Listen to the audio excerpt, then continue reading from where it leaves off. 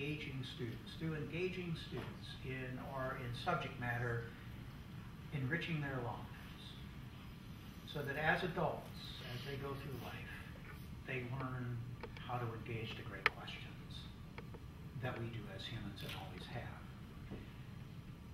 Dean Mora has, and I'll refer to as Victoria. Victoria has been at St. John's as a tutor since 1991. She has been the dean of the college since 2006. And the interesting thing about being dean of St. John's, which is really like being the provost of a college, is that the dean, after 5 years, always returns to the faculty.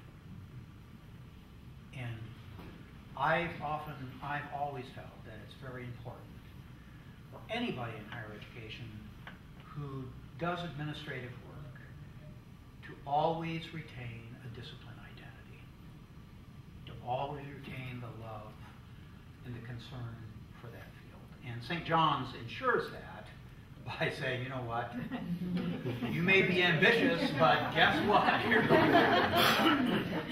Anyway, she is the first in her family to go to college, which is, I think, a story for a lot of us.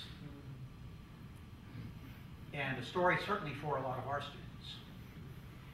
She received her BA in English and philosophy from the University of New Mexico, and then went on to Yale University to receive an MA and PhD in philosophy.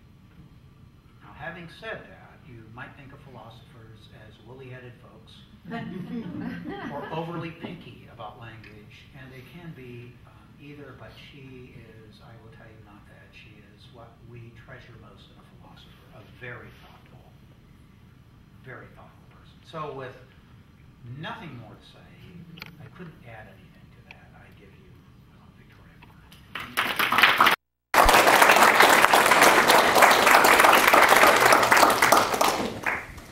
Well, first of all, Jack, thank you very much for inviting me to do this.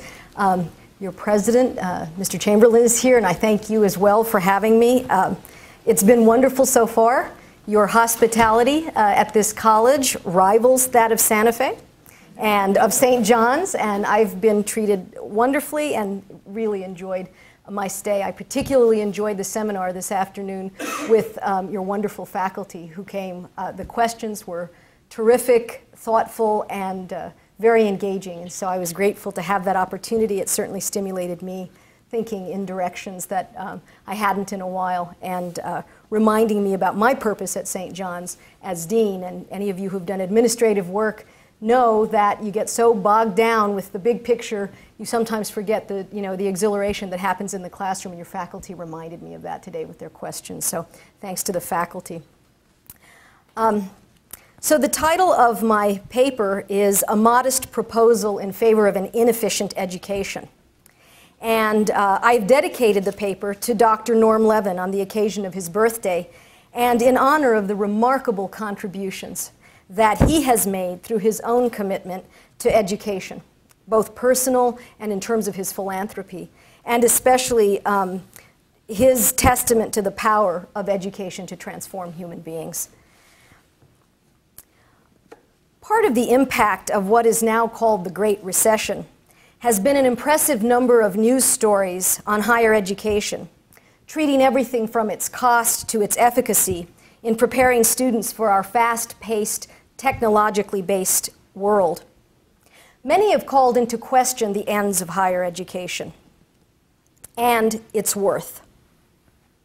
One thread in these articles has been what I would take to be an unexamined assumption, expressed in the language employed in the articles, namely that higher education can be, and perhaps even should be, measured in economic terms. And here's some of the way it's talked about. The value of higher education is determined by the product it produces and the worth of that product in the marketplace. Its cost is evaluated according to its efficiency in meeting the demands of consumers. Bang for the buck has become the spotlight under which institutions and policies for admissions and financial aid and educational programming are considered, with bang being defined primarily as the student's ability to attain gainful employment at the end of however many years at whatever cost. Now, I understand that higher education isn't special with respect to the requirement that it function in the marketplace and its constraints. And I understand quite clearly that at least part of the purpose of higher education is indeed to prepare individuals to enter the workforce. And so, of course, any practical evaluation of higher education will include economic terms. But I pose some questions to you. Should we be comfortable with the prevalence of these terms in evaluating the essential worth of higher education? Should the essential worth of higher education be measured in economic terms? Perhaps a way into the question is to step back from higher education to primary education as a way of thinking about education in itself.